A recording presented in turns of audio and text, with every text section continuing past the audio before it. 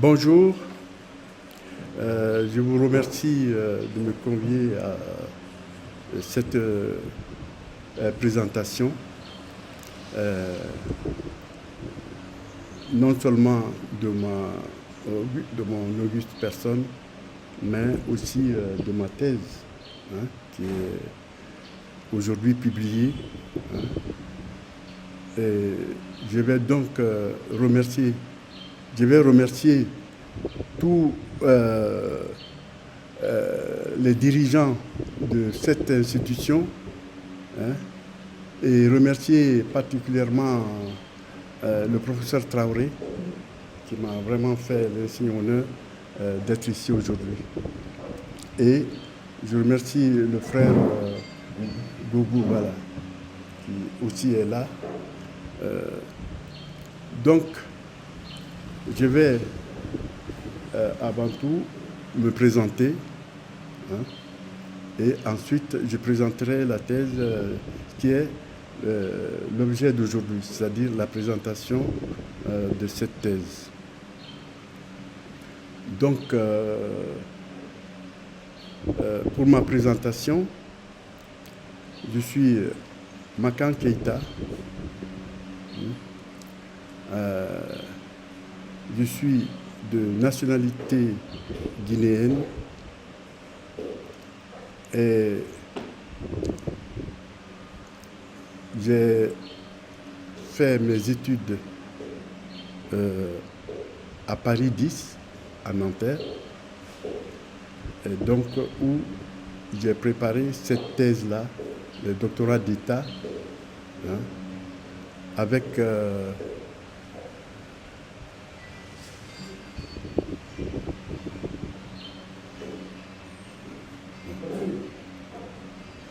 je ne sais pas si, parce que ah bon, bon, d'accord. Alors, qu'est-ce que je disais? Je disais donc, c'est là à Nanterre que j'ai préparé donc ma thèse, le doctorat d'État, sur un thème qui est vraiment très,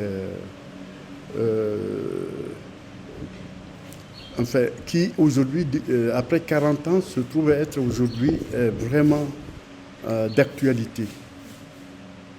Je travaillais donc sur la colonisation en Afrique et ma thèse s'intitule Métacolonisation et impérialisme du Sine.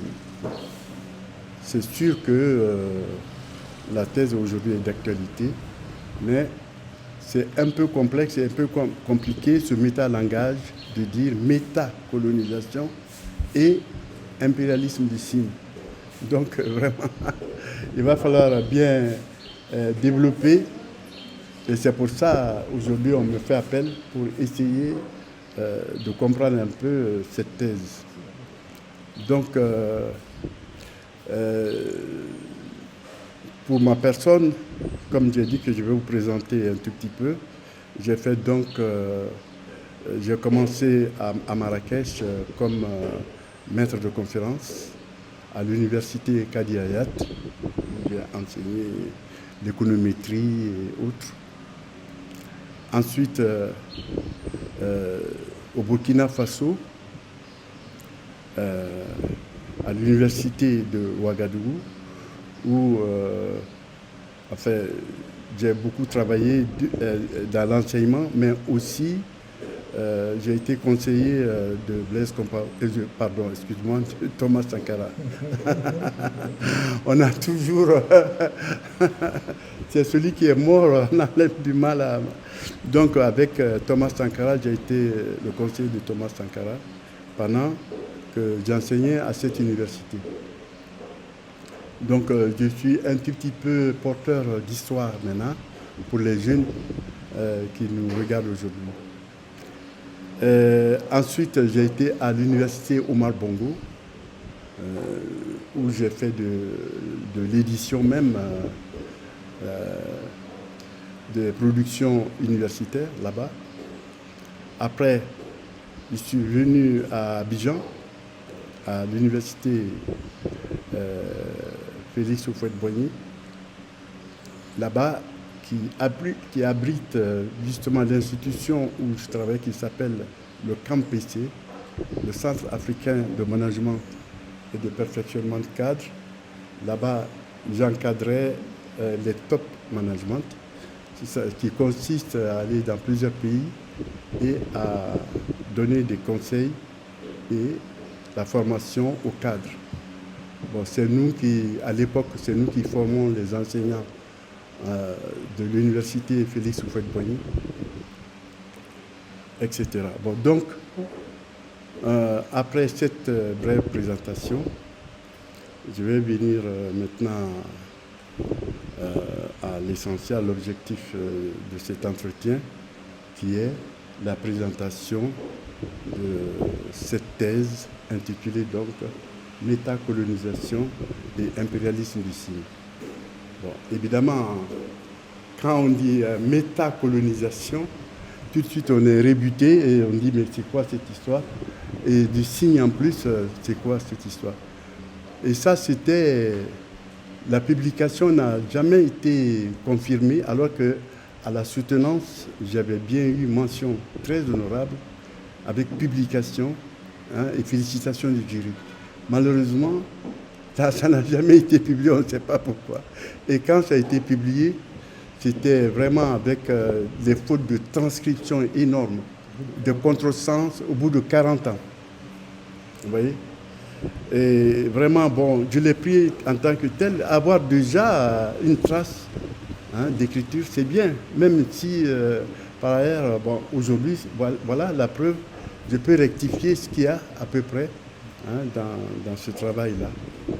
Donc, ça a été publié sous ce thème, métacolonisation et impérialisme du signe. Bon. Alors, métacolonisation, on va commencer par la métacolonisation et par expliquer aussi ce que c'est que le signe. Méta, aujourd'hui, est à la mode. Méta, c'est le remplacement de Facebook, qui s'appelle aujourd'hui Meta. Méta signifie au-delà. Donc, au-delà de la colonisation. Mon constat, en gros, le constat que j'avais fait, c'est qu'on a eu les indépendances en Afrique. Nous avons eu les indépendances, mais qu'en fait, c'était camouflé, cette indépendance est camouflée aujourd'hui sur, disons, c'est camouflé par des objets. C'est-à-dire avant, qu'est-ce qui était la dépendance? La dépendance, c'est quand on reçoit de l'ordre de quelqu'un, c'est-à-dire on n'est pas libre. Même l'esclavage vient de là. C'est-à-dire on a l'ordre, on reçoit l'ordre de quelqu'un. Bon, dans la métacolonisation, on reçoit l'ordre des objets. C'est des objets qui finalement nous colonisent, mais qui a le contrôle de l'objet, c'est toujours les ex-colonisateurs qui avaient toujours ce contrôle-là. Donc, ça veut dire tout simplement qu'il y a une colonisation qui sévit toujours, qui est la colonisation des objets, la colonisation des signes. Alors, et bien entendu, on va demander, mais où est installée cette colonisation? Parce que quand il y a une colonisation, il y a bien un espace qui est occupé. Alors, c'est l'espace mental. Alors, c'est pour ça, le sous-titre est impérialisme du signe. C'est-à-dire, il y a une domination par des signes. Alors, le mot signe signifie tout simplement tout ce qui est donné dans le réel de l'être humain, que ce soit les lettres, les noms, les objets, c'est ça les signes. Donc, on a l'impérialisme des signes. Bon, je pense que même ce que je viens de dire ne suffit pas à comprendre la métacolonisation.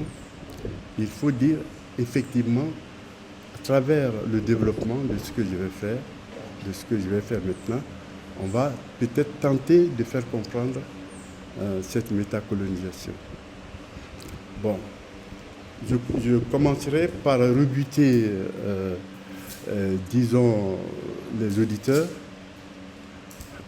en disant que, en parlant de choses qui sont encore plus rebutantes que la métacolonisation.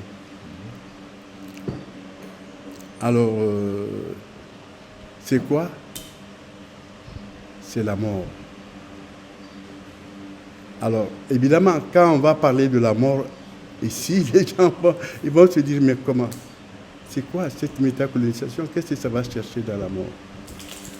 Bon, évidemment, quand on veut faire des recherches en Afrique, quand on veut réellement faire de la recherche en Afrique, on s'intéresse d'abord au concept de mort. Et là, on se rend compte qu'il y a une réalité humaine différente. Et c'est cette réalité différente qui a été colonisée, en fait, qui est en somme colonisée maintenant. C'est quoi cette réalité différente? Cette réalité différente, c'est fondée autour de la mort.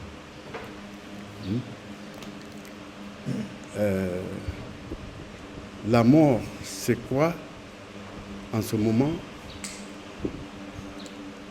C'est une culture. C'est une culture, la mort, c'est une culture, c'est une réalité, une réalité qui permet de dire, ben voilà, les êtres humains ne sont pas séparés. On est liés même dans la mort. Vous voyez? Et c'est cette culture qui permet de dire ceci. Donc,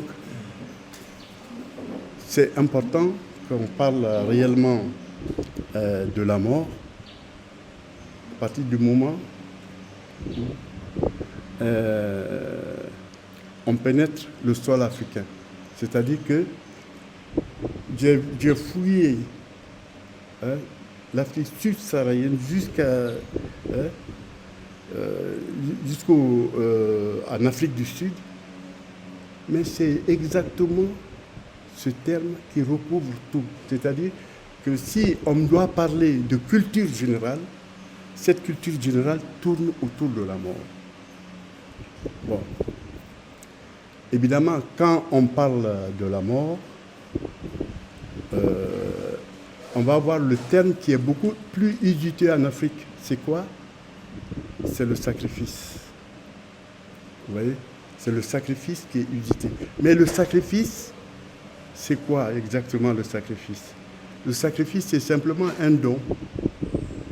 C'est un don, c'est-à-dire que le paroxysme, le plus haut niveau du don, quand ça commence à toucher le sang, on parle de sacrifice.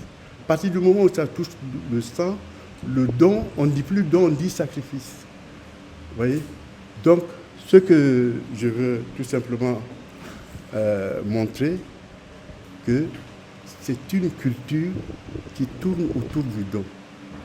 À l'époque, quand je parlais du don, il n'y avait qu'une seule production sur le don à l'époque, c'était la production de Mauss, de Marcel Mauss, qui parlait de don parce qu'il a vu des sociétés qui se donnaient, qui gaspillaient, même en Amérique, quoi, hein, des coacules en Amérique, qui se regroupaient pour une cérémonie de don, hein, et dans cette cérémonie, comment on appelle ça là, l'honneur, la grandeur, la valeur, l'ostentation était de donner à l'autre ou de casser ses biens, etc., etc. Et la cérémonie d'après, les autres revenaient et faisait la même chose. Donc Marcel Griol a vu ça, il a parlé de don contre don, hein, c'est-à-dire que les gens qui donnent et les gens qui contre-donnent par la suite. Et il a pensé que comment, il s'est posé la question pourquoi ce contre-don-là. Il s'est dit mais quand même il y a une obligation là. Donc il a dit que le contre-don c'était une obligation. C'est-à-dire quand on te donne, tu es tenu dans une obligation de redonner la chose. Bon, c'est tout ce qu'on savait à l'époque du don. On ne savait pas plus, puisque la grande production sur le don qu'il y a eu après, elles sont venues après que 1980, où j'avais déjà soutenu moi ma thèse. Donc, ça s'inscrit dans ce cadre-là. Alors, mon problème était, vu en Afrique, de voir que non, moi je voyais autre chose sur le don que ce que Marcel Mauss a vu. On n'a pas vu la même chose. En Afrique, hein, le don, on le donne pour que l'individu puisse à même de donner, puisse être à même de donner. Ce n'est pas pour un contre-don, pour me retourner le don, mais on donne pour que l'individu... C'est-à-dire, aujourd'hui, je donne le nom à mon fils. Quand mon fils va grandir, il donnera aussi le nom à quelqu'un d'autre, etc. Donc, ce qui veut dire tout simplement que l'obligation de donner là, de Marcel Mauss, c'est pas justifié. Donc, il n'y a réellement pas de contre-don. Mais alors, qu'est-ce qu'il y a alors? Pourquoi les gens sont motivés à donner? Et là, il y a un seul mot magique, plus ou moins scientifique, qui est venu à mon esprit. Et ce mot-là, c'est le défi. C'est-à-dire que l'être humain, où qu'il soit, est défié en fait. Vous êtes défié de la séparation. Vous êtes défié de tout ce qui fait mal à l'être humain. Hein? C'est-à-dire que si quelque chose va dans le mauvais sens, ça vous fait une forme de défi. Hein? Et c'est comme ça que je viendrai tout à l'heure la relation avec la métacolonisation, mais je vais expliquer ça vite, l'histoire du défi là, pour qu'on voit un peu ce que c'est. Par exemple, on employait le mot sacrifice un peu partout, don, etc. Mais il fallait donner des exemples. Et moi, qu'est-ce que j'ai trouvé comme exemple? J'ai dit que l'initiation est un don. L'initiation. Alors, c'est là que, effectivement, ça a remis en question tous les trucs, parce qu'en fait, on ne voit plus la chose qui est donnée. Vous voyez? Mais d'où vient le défi? Le défi vient du fait que la mort, comme j'ai dit tout à l'heure, là, qui est vraiment la base culturelle de toute l'Afrique, hein, on peut le dire. Hein. Là-dedans, ça veut dire, ce qui est cultivé, c'est qu'on ne peut pas se séparer de la mort. Que vous allez sur la religion des ancêtres, de tout ce que vous voulez faire, mais vous allez voir qu'on ne peut pas du tout se séparer de la mort. Et la deuxième philosophie, c'est que le mort, le cadavre, là, est toujours vivant. C'est ça la deuxième philosophie. Donc, l'initiation étant un sacrifice, ou un don si vous voulez, mais quand c'est l'initiation, quand on va vers le sang, on dit toujours sacrifice. Hein? Pourquoi l'initiation devient alors un sacrifice? L'initiation. Parce que les gens, le défi, on le ressent. On ressent le défi. On ne le voit pas. Personne ne voit le défi, on le ressent. Donc, les gens ressentent que la jeunesse n'a fait que naître. Ils ne sont pas nés par les morts. Donc, c'est une séparation. Il faut donner cette jeunesse à la mort, donc le sacrifier, hein, pour que par le biais de la mort, ils renaissent. Et là, ils deviennent l'homme de l'ambivalence. ce que j'appelle l'ambivalence, vraiment. C'est-à-dire que l'être humain, ce n'est pas en Afrique seulement, où qu'il soit, est un homme de l'ambivalence. Le fait d'être conscient justement de cette mort, de dire, mais tiens, donc on va mourir et tout ça, etc., on est automatiquement ambivalent. L'homme de l'ambivalence. Donc, à partir de là, nous avons l'explication, le défi, le ressenti de la séparation. Ah, vraiment, les morts vont nous lâcher. Ah, il faut qu'on donne les enfants à la mort. Ensuite, en renaissant, ah là, c'est... Mais le don à la mort, là, le don, hein, et les enfants renaissent est une réponse. Donc, le don est une réponse. Le sacrifice est une réponse. Et c'est pour ça, cette réponse-là ne peut être comparable à, disons, au fétichisme ou bien au mysticisme de Lévi-Brun. Le don ne peut être comparable au parricide originaire de Freud. Le don ne peut être comparable à la répartition socialiste de Marx. Hein? Le don, c'est une entité culturelle qui a été mise à l'écart dès l'aube de la civilisation occidentale. Vous voyez? Le don, je reviens maintenant sur... peut-être qu'on a à peu près vu ce que c'est que le don un peu, hein, et le sacrifice. Hein. Je m'excuse de mon point de vue, quoi, en fait, parce que il faut voir toujours la science. Hein. C'est le dépassement de l'autre qui est la science. Hein. On arrive toujours à dépasser. Si le mot science signifie quelque chose, hein, en fait. Bon, donc, c'est cette culture qui est aujourd'hui... Bon, d'abord, ça a été dominé par quoi? Ça a été dominé par... On venait tout à l'heure... mon frère Traoré me l'expliquait. Hein? C'est-à-dire par d'abord la force physique. Hein? Mais pourquoi cette force physique? Hein? Pourquoi la colonisation à l'époque là, etc., etc. Pourquoi? Parce que les gens sont à la recherche de ce qui se passe dans la mort. Ils sont à la recherche de l'imaginaire. L'Occident était à la recherche de l'imaginaire. Et ils pensaient trouver la réponse auprès des autres peuples. Mais ce qu'ils trouvent, parce que l'imaginaire est comme ça, c'est-à-dire l'imaginaire et le réel, c'est ce jeu-là. Quand vous avez automatiquement, quand vous cherchez et que vous retrouvez, disons, l'imaginaire, il se transforme automatiquement en réel. Il devient du réel encore. Donc on n'a plus... Et on se dit, mais non, mais ce n'est pas ça. Un exemple. Si vous permettez. Oui. Alors, vous venez d'affirmer que l'Occident, dans sa quête de l'Afrique, oui, était à la recherche de l'imaginaire. Oui.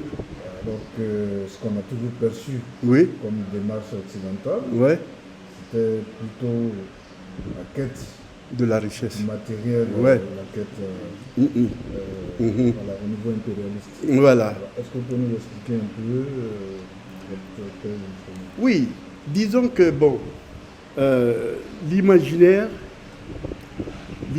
s'explique au niveau, comment on appelle ça là, psychique. Vous voyez? Mais le contresens de ça, c'est-à-dire la réalité que ça représente, va s'expliquer dans l'économie. Or, l'économie est un système de séparation. J'allais venir sur cette partie quand je vais expliquer la métacolonisation. L'économie, c'est un système de séparation. Vous savez, le père de l'économie, Adam Smith, a dit tout simplement au départ que vraiment tout était de la sympathie chez les êtres humains, que tout était moral, que tout était bon, tout ça, etc. Tu vois? On était vraiment dans... Mais après... Ah, pardon, j'ai bougé un peu le truc. Après, il a complètement laissé cette première production, tous les économistes savent ça, et il s'est consacré à la vente. Il s'est consacré à la vente, mais la vente est une séparation. La vente est une séparation. La vente, comment c'est une séparation? Parce qu'ils font appel au juridique carrément. Hein? C'est-à-dire, je viens, le lien qui était entre nous est terminé parce que je t'ai payé, tu m'as payé, donc on est quitte. Donc il y a une séparation. La vente est fondée sur cette séparation-là. Et la séparation mène à quoi? À la cassure du groupe. C'est-à-dire que le groupe a toujours existé. C'est pour ça qu'on admire encore l'Afrique, parce qu'on a encore le groupe. Vous voyez? On a encore le groupe. Le groupe existe encore. Vous voyez? Mais partout où la vente est extrêmement pénétrée, il y a une cassure de groupe et on arrive à à ce que l'individu seul vit, en quelque sorte. Donc la vente est une séparation. Hein? C'est une séparation. Et c'est ça, quand je viens à la métacolonisation, et pour répondre à votre question, c'est-à-dire que la vente est inséparable du don. Le type, quand il a trouvé le don, il devrait laisser le don avec la vente. Parce que quand il dit sympathie, tout ça, etc., chez les êtres humains, en fait, la sympathie, là, est autre chose, c'est psychique. Ce n'est autre que le lien qui est tissé entre les hommes. Parce que l'être humain ne peut pas supporter la cassure de ce lien-là, même avec les morts. Vous voyez? C'est cette cassure-là qui est réellement fondamentale. Donc, je vais maintenant donner quelques exemples, si vous voulez, ou bien ça va être trop long. Oui, en fait, vous êtes qu'on puisse Ouais. échanger. Ouais. Et vous avez aussi affirmé que l'indépendance est camouflée par des objets. Ouais. Est-ce que vous pouvez être plus explicite? Quels sont justement ces objets de camouflage de l'indépendance? Bon, voilà les objets qui nous commandent. Voilà un. C'est-à-dire que ce n'est pas le fait de fabriquer l'objet, mais c'est le fait de le contrôler. Nous n'avons pas le contrôle de ces objets-là. C'est celui qui a le contrôle des objets qui peut aujourd'hui changer sa donne, qui peut donner son mot à l'objet, qui peut dire, toi, tu vas faire ceci, tu vas faire cela, tu ne commandes plus. Mais nous, on ne peut pas dire ça, puisqu'on le boit avec ce même nom. On dit céleste, c'est écrit céleste. Donc, effectivement, c'est quoi? Ça veut dire que tout simplement, on l'appellerait céleste. Et au lieu que l'eau soit la source d'une libation propitiatoire, on va prendre ça comme tout simplement à boire. Puisque c'est ça qui est dit. C'est dit que c'est à boire. Vous voyez? Donc il y a une domination de l'objet qui est là sur nous et que, effectivement, c'est cette domination qui est au-dessus de la domination, qui est, disons, le verbe de la domination, c'est méta-domination, méta-colonisation. Voilà le truc. Mais ça, j'ai donné l'exemple de la bouteille, mais en fait, vous allez voir qu'on est inscrit complètement là-dedans, que ce soit des objets palpables ou l'objet verbal, hein, la parole ou le machin. Ce qu'il y a donc, pour venir à ça, à la métacolonisation, donc je l'oppose à cette grande culture africaine que j'appelle le don. Je l'oppose au don. Et il faut expliquer alors, par exemple, le réel et l'imaginaire, puisqu'on a parlé tout à l'heure du réel et de l'imaginaire. Ça a une très grande importance. J'ai choisi ça pour démarrer. En fait, le réel est ce que nous avons l'habitude de voir là, tout ça, etc., etc. Mais l'imaginaire, c'est le mystère. C'est tout ce qui est camouflé, matière, et on cherche à comprendre. Et l'imaginaire le plus profond, c'est de savoir alors qu'est-ce que nous sommes, qui nous sommes exactement. C'est-à-dire qui je suis. Hein? Il y a une réelle connaissance. Alors, il y a deux façons de résoudre cet imaginaire-là. Soit de dire, ben tiens, je vais creuser l'imaginaire jusqu'à savoir qui je suis. Et il y a la façon Dogon, quand les Dogons disent So Agano, c'est-à-dire on a compris après un certain rituel. Le tam-tam tape et les morts répondent et les morts disent So Agano, c'est-à-dire oui, on a compris. Et là, effectivement, on a résolu le mystère de l'imaginaire, puisque nous parlons avec les morts. Et là, effectivement, l'imaginaire est résolu cette fois-ci. Hein? Et quand on n'arrive pas à résoudre l'imaginaire, on va à la recherche de l'imaginaire parce qu'on veut l'avoir scientifiquement. Ce n'est pas possible. Quand vous l'avez scientifiquement, il se transforme. Même la mort, le machin, tout devient réel. Ça se transforme en réel. Donc, tu es encore obligé de pousser vers la recherche de l'imaginaire. Vous voyez? Et de pousser en pousser, on va jusqu'à détruire le monde par cette séparation-là. Donc, l'exemple de Dogon, là, oui. tout à l'heure. Ouais. Est-ce qu'on peut faire un parallèle avec les sacrifices? Quand les gens font les sacrifices de poulet, Ouais, ouais, les ancêtres doivent donner un signe ouais. qui nous signifie qu'ils ont bien reçu le don. Ah ouais, absolument. Donc quand le poulet est couché sur le dos, Ouais, les quatre pattes à l'air, ouais, tout le monde applaudit. ouais, ouais, ouais. Ils ont dit ah, Ouais. ils ont accepté. Mais oui, mais oui. Là. Mais bien sûr. Et puis, il y a un terme que je n'ai pas donné encore, qui est un terme central de ça. C'est que son exemple est tellement bien, ça me plaît beaucoup, vraiment. C'est-à-dire que quand les ancêtres ont accepté, Ouais. quand les initiés viennent de la mort, quand le sacrifice a été acquiescé, tout ça, il y a quelque chose qu'on fait, que l'être humain, même tout petit comme ça, il danse. On danse. Ouais. Le mot danse là, c'est quelque chose d'extraordinaire chez l'être humain. La danse. La danse veut dire qu'on a résolu le problème de l'imaginaire. Tu vois? C'est. Donc, le mot danse, c'est formidable. C'est-à-dire, à partir du moment où le poulet a fait ça, alors après on danse. Vous voyez? Mais ça veut dire qu'on est content, on est heureux, on est dans la satisfaction humaine, hein, d'avoir résolu ces problèmes-là, etc. Vous voyez? Donc,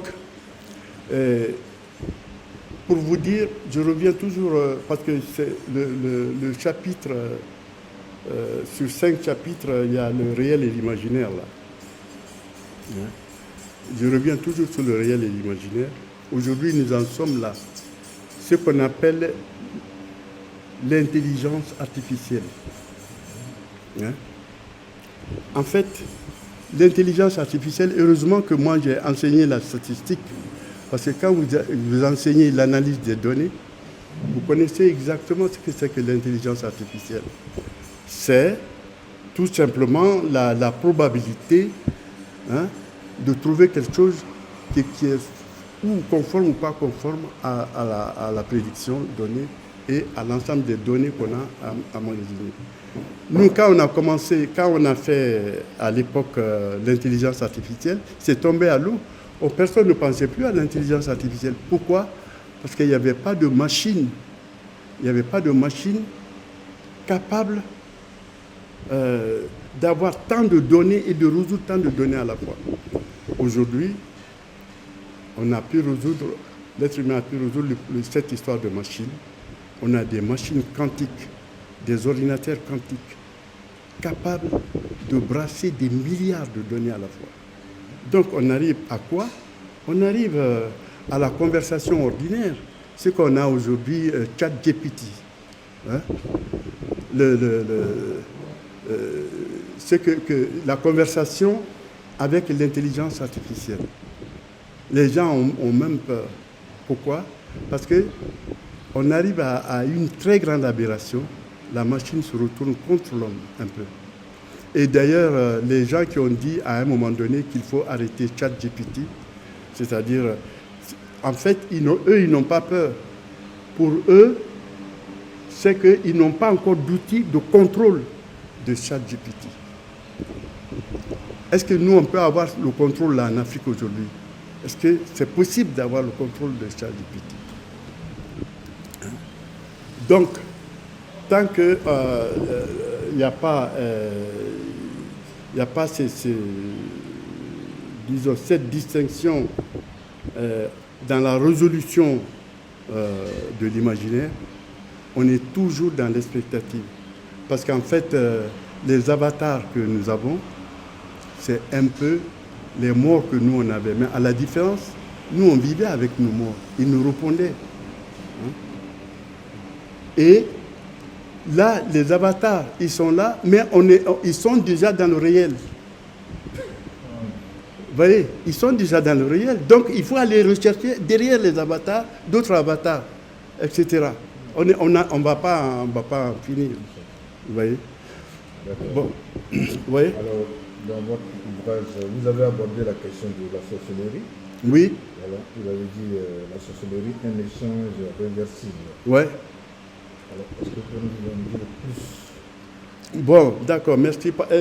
Justement, je pensais qu'on allait juste rester aujourd'hui à l'imaginaire et le réel et l'imaginaire.